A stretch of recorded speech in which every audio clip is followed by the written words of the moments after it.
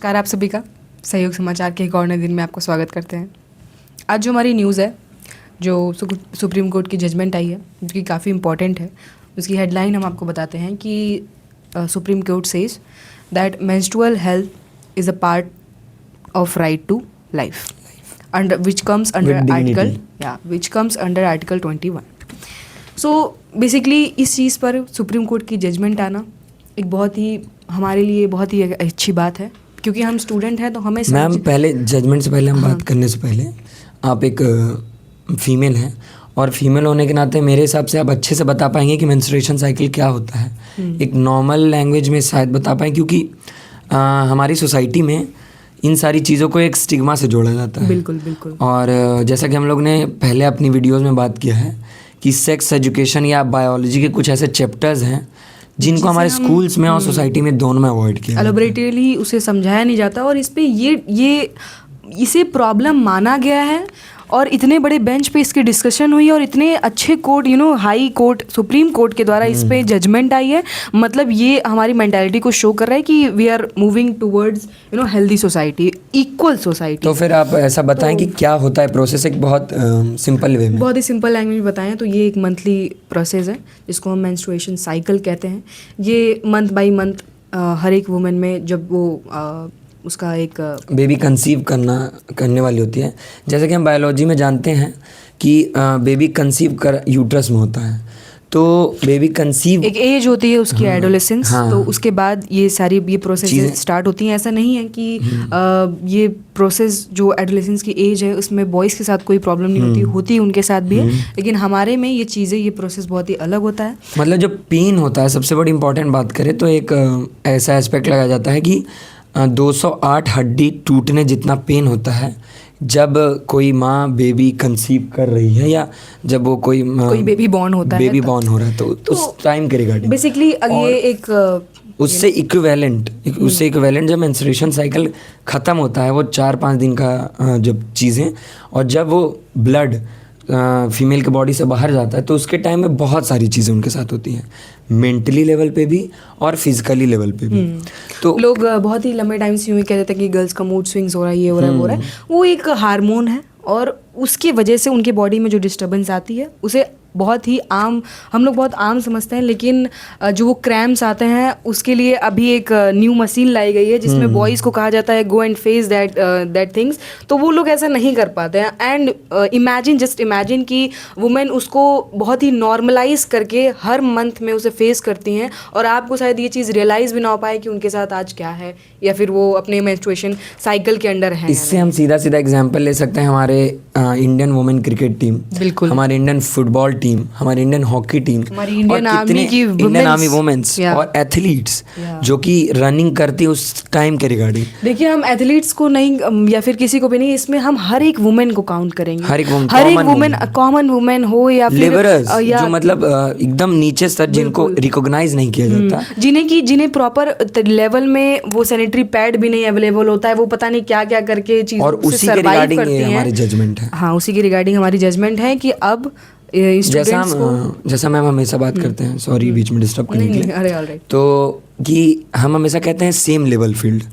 कि वुमेन और man gender discrimination जो हमारी सोसाइटी में थी और अब धीरे धीरे कोशिश की जा रही है कि उसको ख़त्म किया जाए। तो उसके रिगार्डिंग हमारी सरकार ने रिजर्वेशन दिया।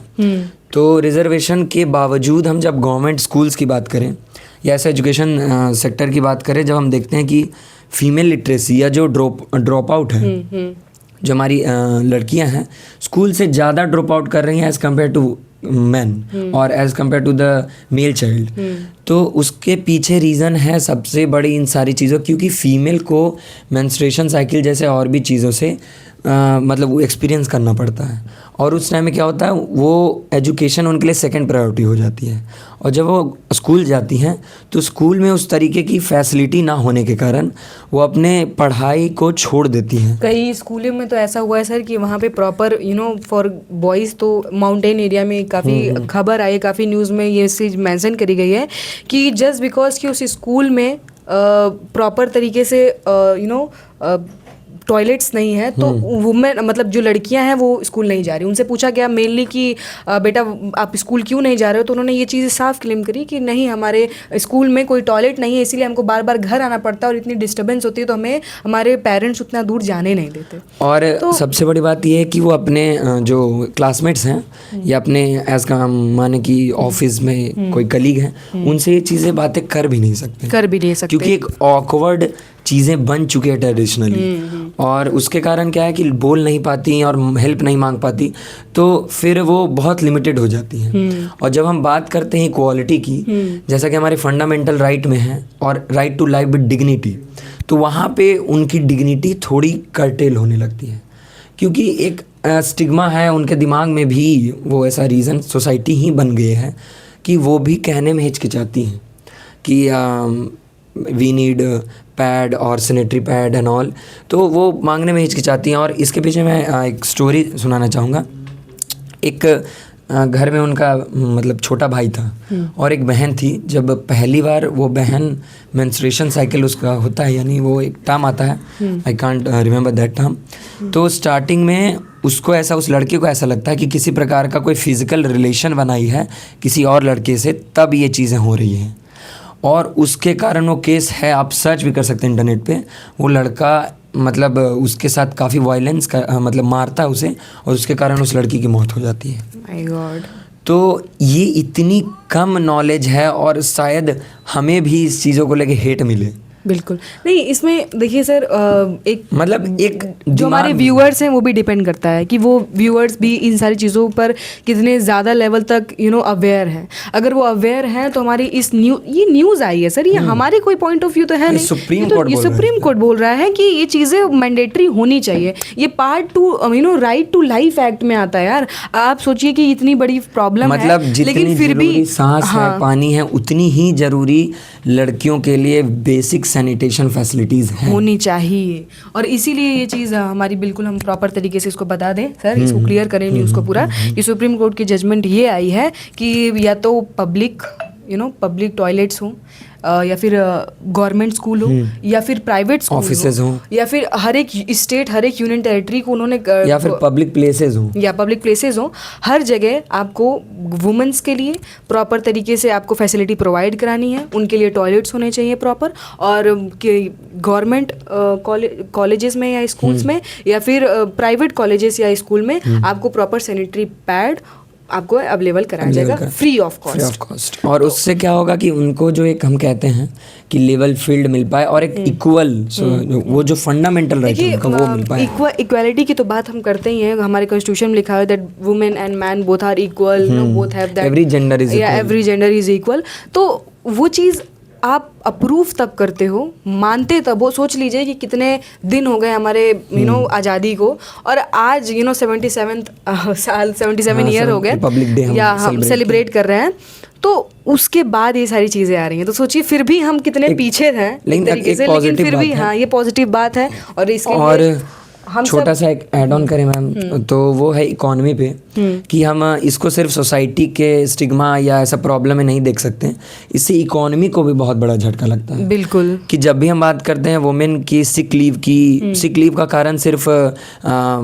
प्रेगनेंसी नहीं होती या कोई हेल्थ इशूज उन्हें हम अभी मैं भी एक लड़की हूँ तो मैं ये चीज़ें बहुत अच्छे से बता सकती हूँ कि हम उन्हें एक अलग ही नज़रिए से देखने लगते हैं। Oh you are sick today, you are feeling sick today, it's mean you are in your days. So हम तो ये नहीं मांगते आपसे कि आप हमें अलग ट्रीट करें जस्ट बिकॉज कि हमें ये चीज़ें, हम इस चीज़ से, इस साइकिल से हम इस टाइम गुजर रहे हैं। नहीं, बिल्कुल भी नहीं, हम इसे बहुत नॉर्मल मानते हैं और ये हमारे बॉडी का एक फंक्शन है। सेम चीज़ें तो हमारे फिजिकल वीकर सेक्शन जो सोसाइटी में बिल्कुल जिन्हें हम दिव्यांग कहते हैं, वो ये नहीं चाहते कि आप उन्हें लाचार नजरों से लेके सिंपैथी दें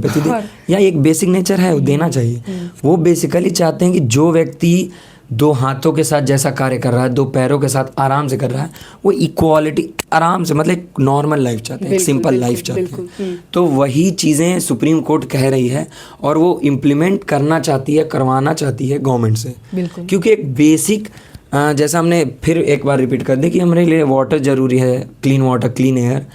जीने के लिए, तो सिर्फ इन दोनों से काम तो चलेगा, ये बहुत बेसिक है, इसके बिना तो आदमी जीवन ही नहीं जी सकता। लेकिन जब उससे ऊपर हम बढ़ें